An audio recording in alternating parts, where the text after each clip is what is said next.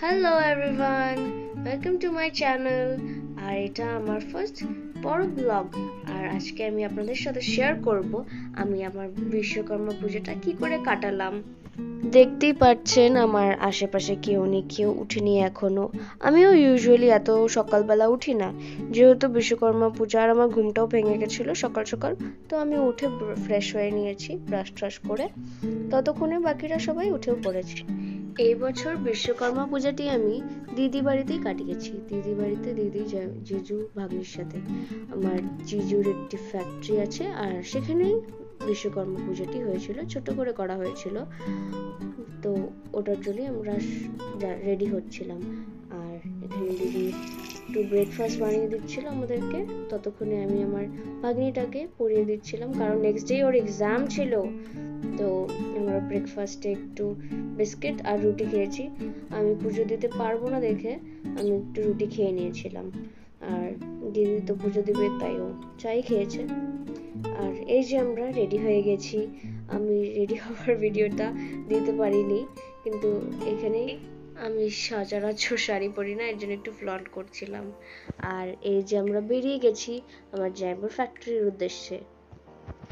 জিজু আগে বেরিয়ে গিয়েছিল, আর আমরা অনেকটাই পরে বেরিয়েছি। দেন অনেকটাই দূর যেহেতু, আমরা ফাইনালি পৌঁছে গিয়ে এই যে আমাদের ঠাকুরটা, অ্যান্ড এটা আমার জিজুর ক্যাবিন। আর আমি ভিতরেই বসেছিলাম পুজো অবধি, কারণ বাইরে প্রচণ্ড গরম ছিল। আর এই যে ঠাকুরটি পুজো হয়ে যাওয়ার পর, পুজো হতে হতে অনেকটা টাইম লেগে গেছিলো, প্রায় দুপুর হয়ে গেছিলো। কেউ খায়নি, তাই আখের রস থেকে সবার একটু মন চেয়েছিল, সবাই আখের রস খাচ্ছিল, আর আমি সবাইকে একটু সার্ভ করে দিচ্ছিলাম। দেন আমিও একটু আখের রস খেয়ে নিয়েছি, আর আখের রসটা খুবই খুবই ভালো ছিল। আর সারাদিন না খাওয়ার পর আরও ভালো লাগছিল, দেখতেই পাচ্ছেন খুব খুশি খেয়ে। আর ততক্ষণে খিচুড়িও রেডি হয়ে গিয়েছিল। এই যে আমার জিজু সার্ভ করছে খিচুড়ি, আর হেল্পিং অ্যাসিস্ট্যান্ট হলো আমার ভাগ্নি। তারপরে আমরা খেতে বসে পড়েছিলাম সবাই। আর খিচুড়িটা খুবই খুবই টেস্টি হয়েছিল, অনেকটা তাড়াহুড়ো রান্না করার পরও। আর এই যে খিচুড়িগুলো সাইডে রেখে দেওয়া হচ্ছে। তারপর আমরা বেরিয়ে গেছি আবার বাড়ির উদ্দেশ্যে, দেখতে পাচ্ছেন। আর পুজোর দিন ভীষণ ভীষণ রোদ পড়েছিল, খুবই একদম জ্বলে যাচ্ছিল গা। তারপরে আমরা ফাইনালি বাড়িতে পৌঁছে গেছি, অ্যান্ড একটু বসলাম এতক্ষণ পর। কিন্তু আসার পর জানতে পারি আবার বেরোতে হবে। ভাগ্নির টিউশন আছে, ও যাবে না, লুকিয়ে আছে। দেখুন, সারাদিন পর ঘোরাঘুরি করার পর আবার আগেন। এখন আমরা টিউশন যাচ্ছি। কোথায় যাচ্ছি আমরা? টিউশন। হ্যাঁ। তোমার দাদকে নিয়ে গেছে? আমি তো দেখাইনি। মা নিয়ে গেছে। হলো গাছের মধ্যে গেড়ে দিয়েছে। তাই ঠিক আছে, বাই বাই করে দাও। এরকমই কথা বলতে বলতে আমরা পৌঁছে যাই ইস্যুর টিউশনে। আর পাশেই ওর ঠাম্মি বাড়ি আছে দেখে ওখানেই ওয়েট করি আমরা। আর ওয়েট করতে করতে ইস্যুও এসে পড়ে।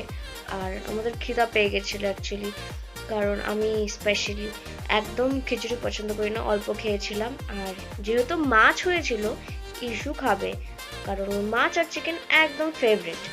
তারপরে খাওয়া দাওয়ার পরই আমরা ইস্যুর তাতাইয়ের রুম এক্সপ্লোর করতে গেছিলাম, কারণ ওটা নতুন হচ্ছিল অ্যান্ড বানানোও হয়নি, খালি কিছু কিছু জিনিস বানানো হয়েছে, এখনো পুরোপুরি কমপ্লিট বলা যায় না। তো রুমগুলো তো দেখানো যাবে না। অ্যান্ড তারপরে আমরা ব্যালকনিতে চলে যাই। ব্যালকনিতে খুব সুন্দর হাওয়া আসে, কারণ এটা 3 তলা, তো হাওয়া তো আসবেই। আর ইস্যুও খুব এনজয় করছে। নিচে আসার পর জানতে পারি আমাদের আবার একটা ইনভিটেশন বাড়িতে যেতে হবে। এখন আবার চলে যাবো, দিদি রেডি হচ্ছে, ইনভিটেশন বাড়ি যাবে। আরে পুচকুটাও রেডি হচ্ছে, ইনভিটেশন বাড়ি যাবে। আমাকে ছেড়ে ছেড়ে একা একা। আমি কি বলবো তাহলে? তো আমরা এখন যাচ্ছি, আমি জানি না, এবার মা জানে। আমরা উপর থেকে তাতাই ঘরটা দেখে আসলাম। এবার বসে আমরা ক্রিম মাখলাম, এই যে এখন বেরোবো। ওকে, এটা কে? এটা আমার ঠাম্মি।